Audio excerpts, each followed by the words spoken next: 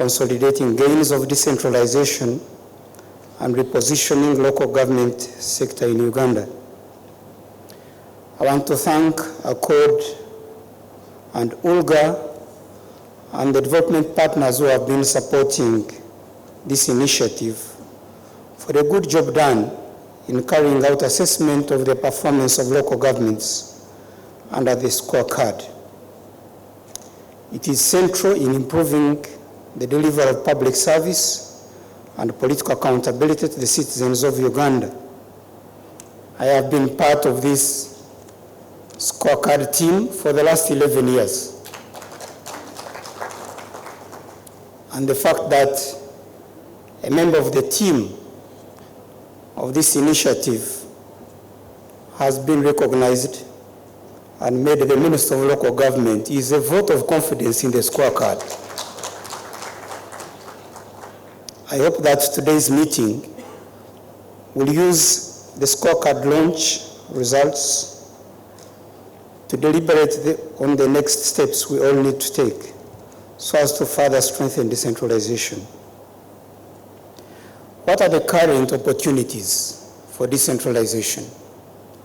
What advantages do we have that we should take into account as we deliberate on decentralization? First is the local government sector.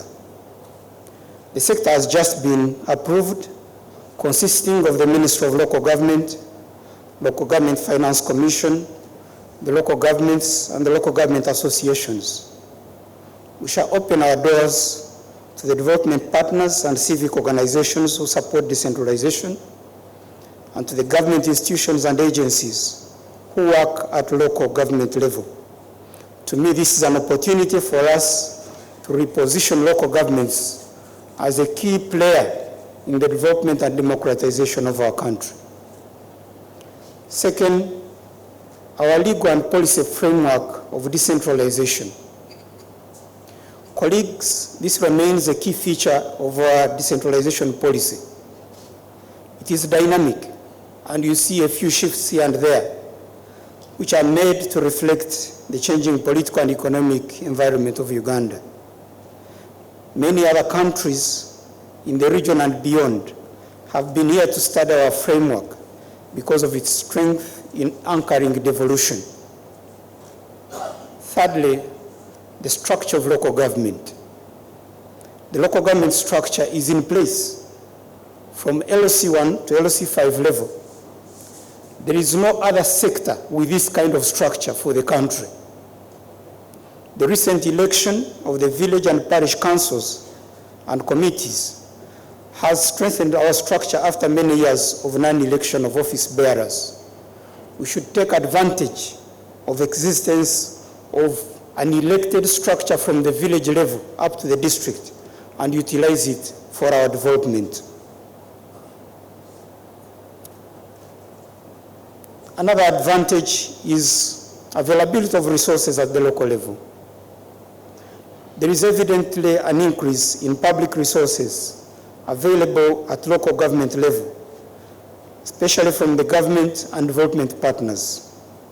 The ministry is implementing a number of projects aiming at enhancing the capacity of local governments to deliver services, including construction of markets, municipal roads and infrastructure, and others. In other words, it may only be nominal. It may not be in terms of proportion as compared to the resources at the center, but nominally, the resources available at the local government level have increased over time, and we need to see how to take advantage of this and use these resources for advancement. But also, the government will for decentralization.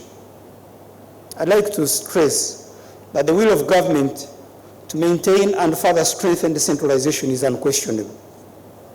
Decentralization is not simply a shift in responsibilities, but we regard it as an instrument aimed at improving local democracy, efficiency and effectiveness of public services, and building local competence for governance, legislation, planning, and exercise of judicial powers at the community level, government will continue to strengthen decentralization, to strengthen the powers of local governments to deliver services to the people. And finally, civic engagement at the lower levels. There is an increasing growth of civic awareness as evidenced by public local media engagement, increase in civil society organizations, as well as increase in local human rights defenders networks working with the local governments across the country. These, to me, are some of the current opportunities we should see how to take advantage of in order to enhance decentralization, local government.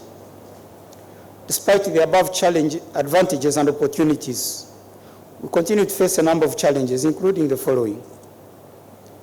There is inadequate financing of the decentralized responsibilities. The hardest hit are the local revenues, which continue to perform dismally, making local governments depend to put our energies together. Thirdly, inadequate capacities.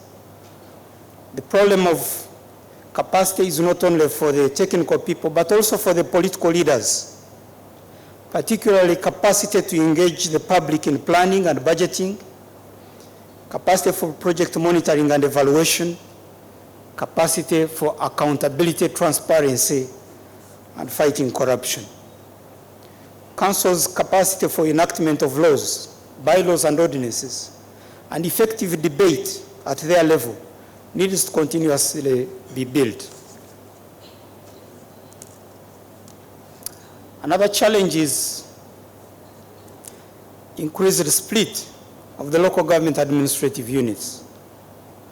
The need for services to get closer to the people, and the request for effective political representation, which in some cases is catalyzed by tribal and ethnic tension, continues to lead to unending request for creation of new administrative units. Even this morning in my office, I got some members from the community requesting for more counties and more municipalities and more sub-counties this very morning. This fragmentation of the local government units imposes a heavy administrative burden on the budgets of local governments, and it is obviously not sustainable. You may add to these challenges, especially the practitioners down at the local government level. But we cannot sit and lament. We need to look ahead.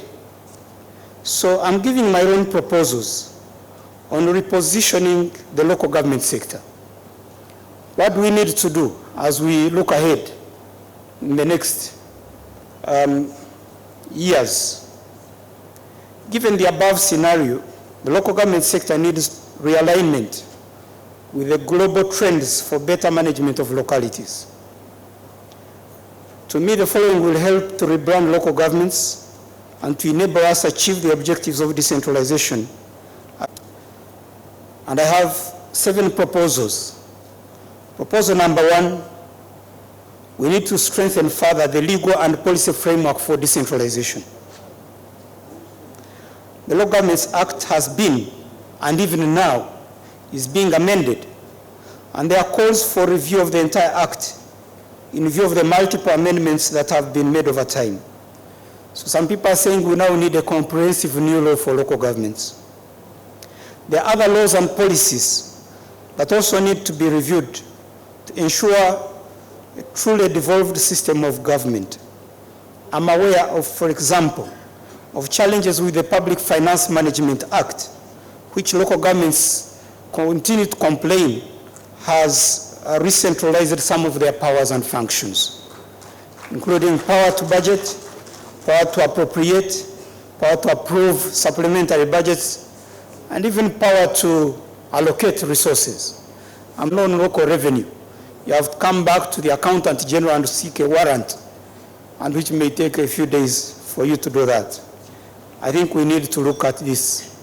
My own proposal is to have an entirely new, separate local government finance bill so that we separate the local government finance from the central government finance obligations.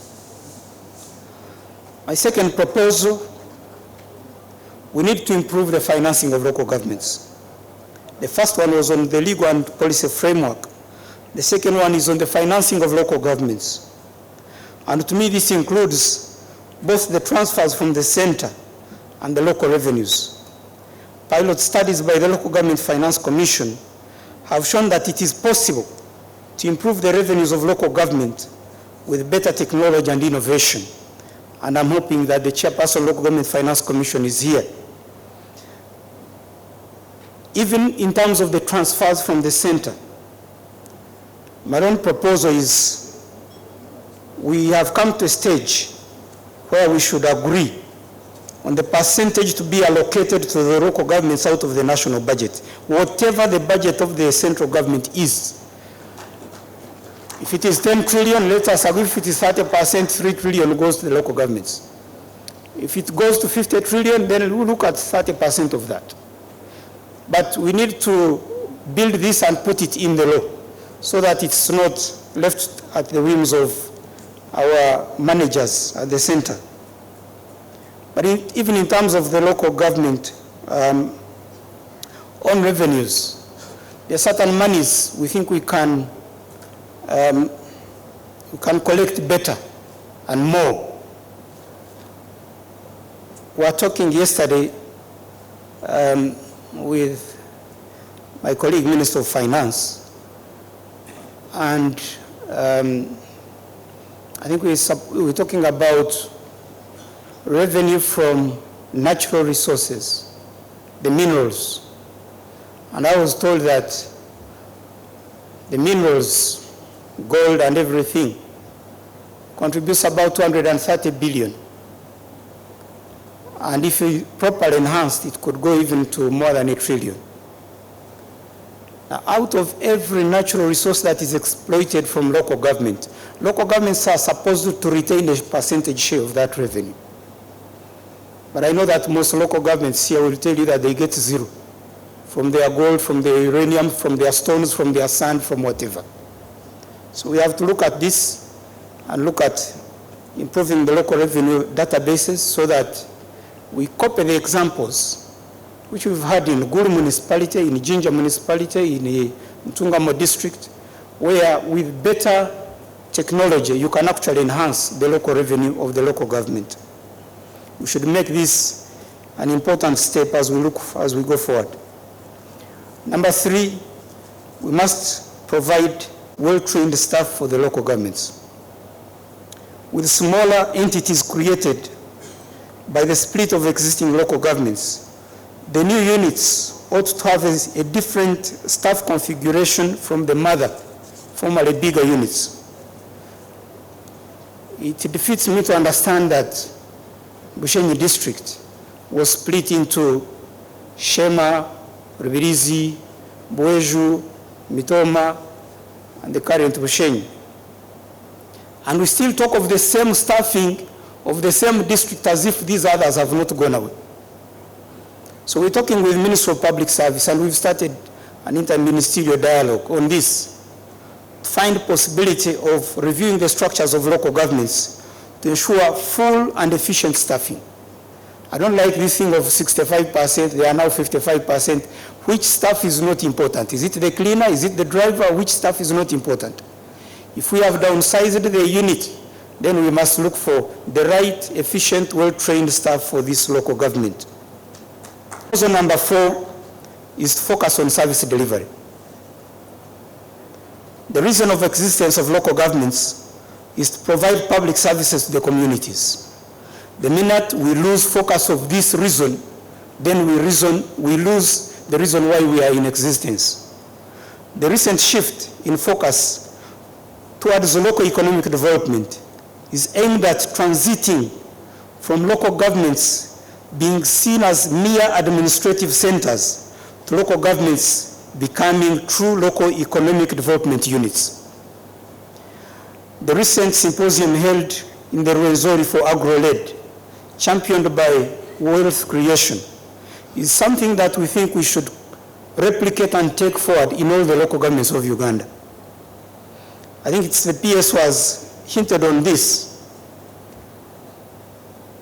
We can administer local governments in terms of collecting taxes, in terms of removing garbage, in terms of ensuring solid waste disposal, in terms of ensuring meetings at the village and parishes, and all that.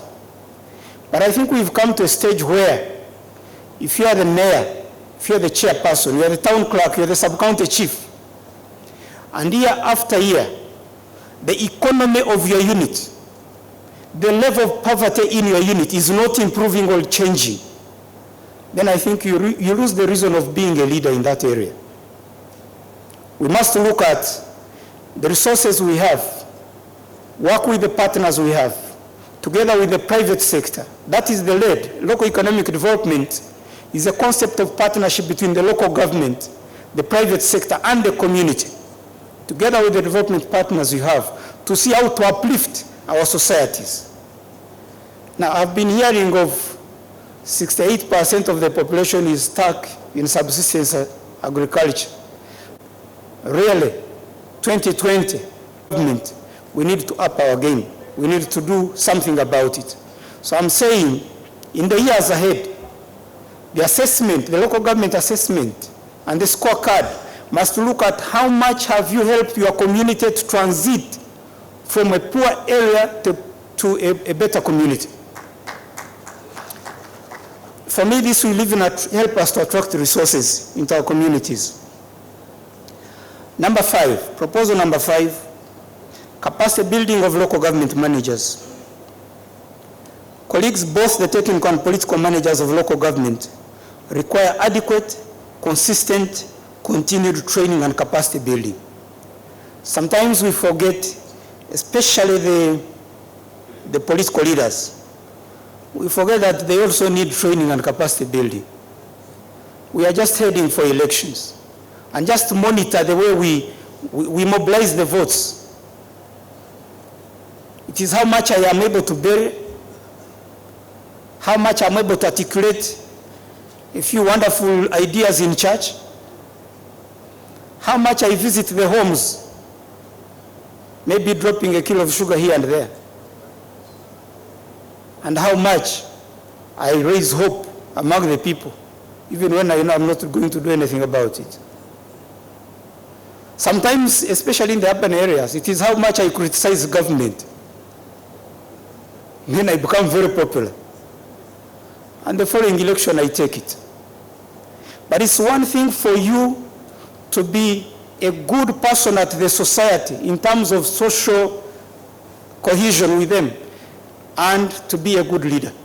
These are totally different things. So, of course, you've seen now, Parliament has made a proposal that even in terms of local government, political leadership, we should put a qualification, a minimum qualification. I see members are agreeing with that. Me, I don't understand it yet. Because you've said a municipal mayor should be minimum how much? A level, A6.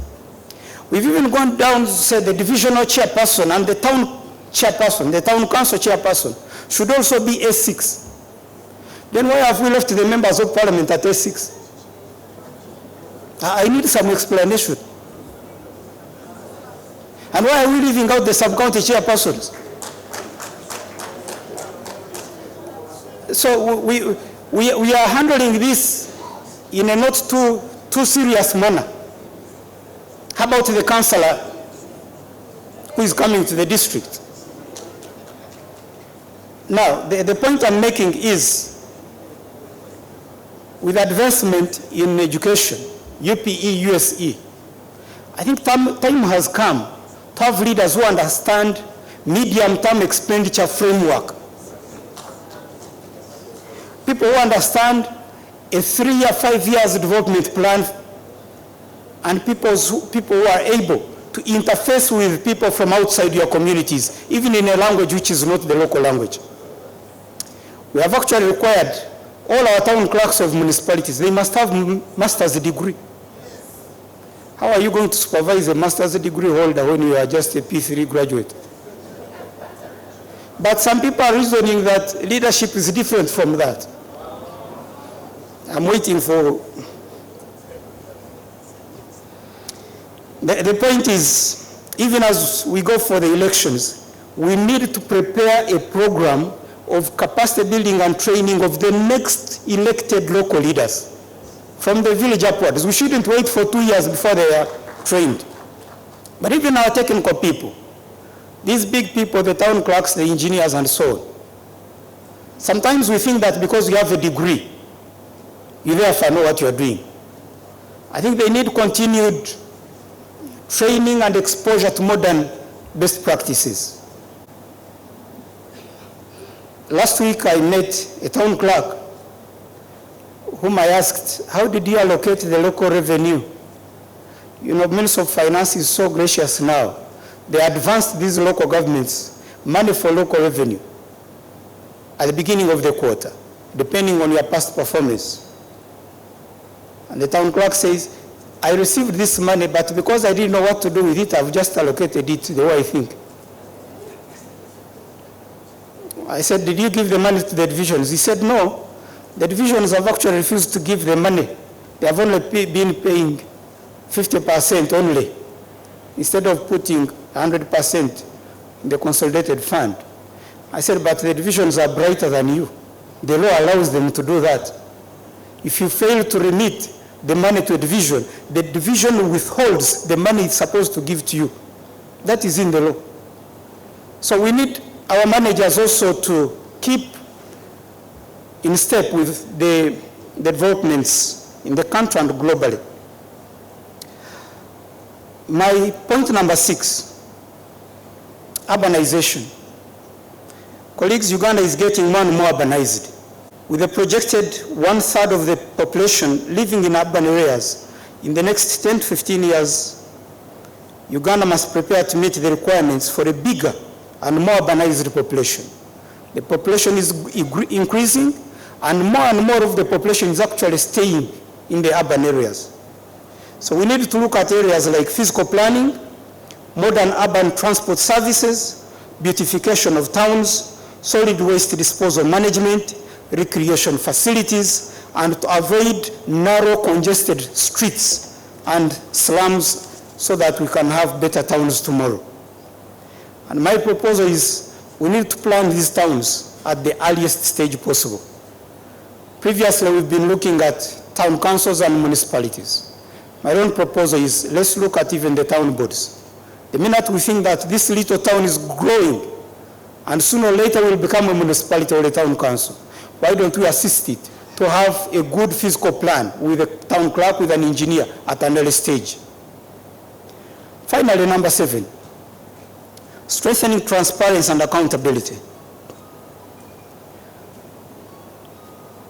Preventing leakages and misuse of public resources remains a cardinal task of our times. We shall continue to encourage and enforce measures to ensure zero tolerance to corruption in local governments. And as I said, as long as I'm a minister for local government, I can talk very well for local governments, I can cover you well, but I will not cover any rot or misuse of public funds in your local government. We are going to strengthen accountability institutions, including internal audit and public accounts committees. We are even going to look at the qualifications of members of district public accounts committees. They should be people who can understand accountability and audit. We should empower the local councils so that councillors understand their role in enforcing and ensuring transparency and accountability. But also, we should empower the communities so that the communities can report cases of mismanagement. We should also reward good performance where it exists. In conclusion, the Ministry of Local Government will always value partnership efforts geared towards improved performance in service delivery by local governments. The local is a vital step in this direction. I'm here to listen in to the scorecard report. We're going as a ministry to study the scorecard report and see and try our level best to implement its recommendations. I once again want to thank ACCORD, ULGA, our development partner. Stay away from hugging each other. I know some of you have not seen each other for a long time. Stay away from hugging each other and use the elbow, and greet each other using the elbow.